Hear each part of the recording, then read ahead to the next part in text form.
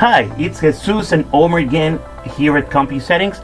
This time we're gonna show you how to put correctly the stand for your PlayStation 5.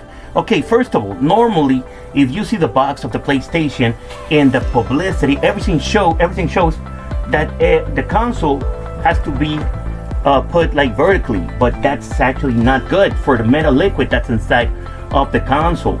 It's always better if you keep it laying down.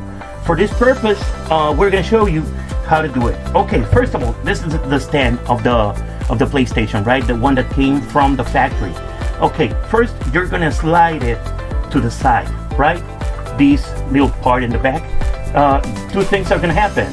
First of all, this little ram here, it's gonna be like hard now. You won't be able to push it. Also, you will see this cavity in the back that works for you to put the screw that goes in.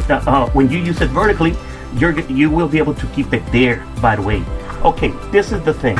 As soon as you put the stand like this, you will see also this symbols in the back of the console. I hope you could see it. These symbols right here, the triangles and squares like on the controller. Okay, you will put your console like this, and you will see that's completely compatible to be using to use it flat, not vertically. Also, you will see that the HDMI port, the like little triangle shape, is facing down. So this is the right way to use it because of the metal liquid. So sometimes these consoles they overheat a lot.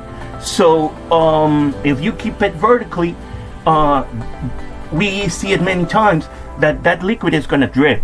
If you keep it like this, you will keep your console